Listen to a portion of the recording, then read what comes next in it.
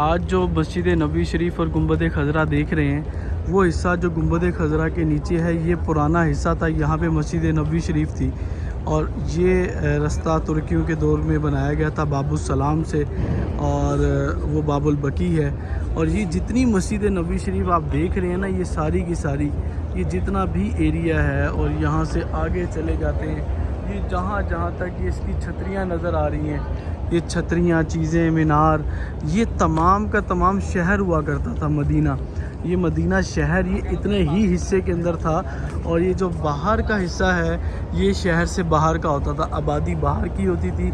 लेकिन ये हिस्सा मस्जिद नबी शरीफ की तोसी कर दी है, तो ये हिस्सा मस्जिद नबी शरीफ के अंदर ही आ गया है, हरम शरीफ के अंदर है। सामने जन्नतुल बकी है हुजूर के कदमों के अंदर, और माशाल्लाह खुश नसीब हैं जो यहाँ पे मदफन होते हैं। माशाल्लाह ये वो जगह है जी जो कि हमारे हुजूर